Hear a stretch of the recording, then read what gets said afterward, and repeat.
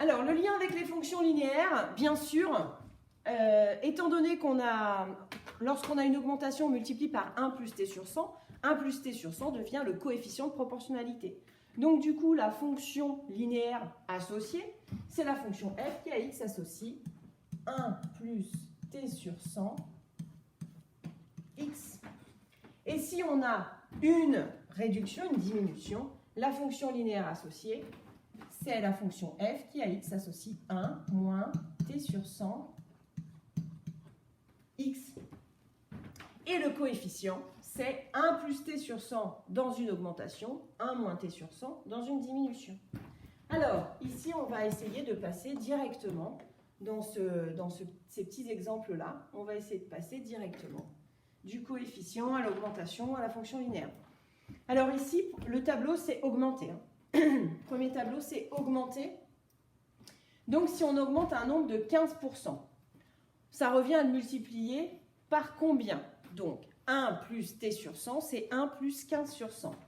Je ne vais pas faire toutes les étapes.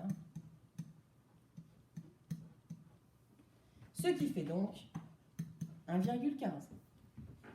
La fonction linéaire associée, c'est donc la fonction f qui à x associe 1,15x.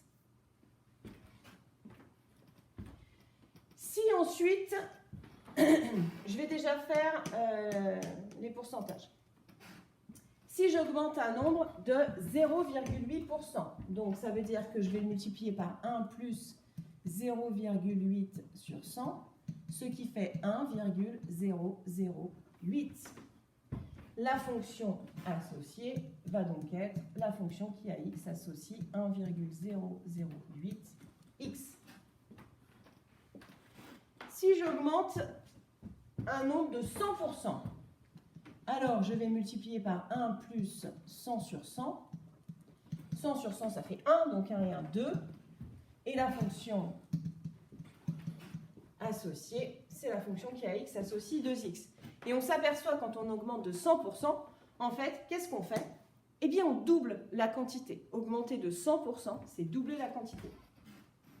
Alors, si ici, j'ai multiplié par 1,02, si vous regardez le reste, ça doit vous donner une idée quel pourcentage j'ai eu ici. Eh bien, 2%. Là, j'avais 1,15, c'était 15%, 1,02, c'est 2%. Donc, la fonction linéaire associée, c'est la fonction qui à x associe, qu'est-ce que j'ai dit? 1,02x. J'ai eu un petit bug. Ensuite, ici, si je multiplie par 1,7, d'accord? Alors, attention, 1,7, c'est 1,70. Donc ici, c'est que j'ai eu une augmentation de 70%. Il faut bien avoir deux chiffres après la virgule. Deux chiffres après la virgule. Donc du coup, la fonction linéaire associée, c'est donc la fonction qui à x associe 1,7x. On va faire la même chose pour le tableau des diminutions.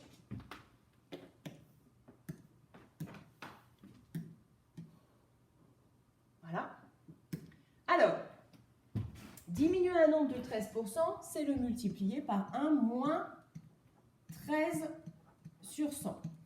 Donc du coup, 1 moins 13 sur 100, on n'a plus des coefficients qui sont plus grands que 1. On a des coefficients qui sont plus petits que 1. Donc qui commencent par 0, quelque chose. Donc 0,87. Alors ici, pour trouver 87 et 13, ça fait 100. Donc c'est comme ça qu'on trouve. Donc du coup, la fonction linéaire associée, c'est la fonction f qui à x associe 0,87x. Alors, je vais déjà faire cela, puis après on fera les autres. Donc, diminuer de 7%, c'est multiplier par 1 moins 7 sur 100. On a dit qu'on commençait par un nombre 0, et puis 7 plus la partie décimale, ça doit faire 100. Donc ça fait 0,93. Et donc la fonction associée, c'est la fonction qui à x associe 0,93x.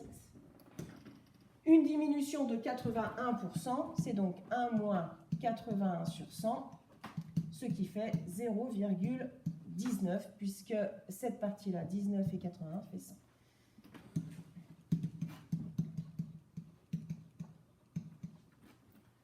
Donc maintenant, je vais prendre ici, 75, 0,75.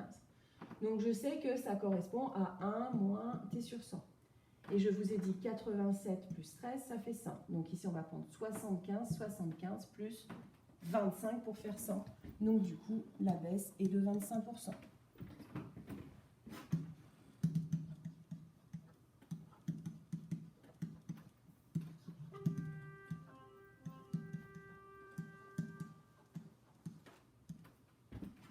Et donc ici, dernière partie, 0,996.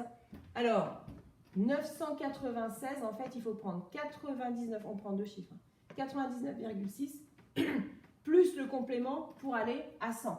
Donc le complément, c'est 0,4. Parce que 99,6 pour arriver à 100, il faut ajouter 0,4.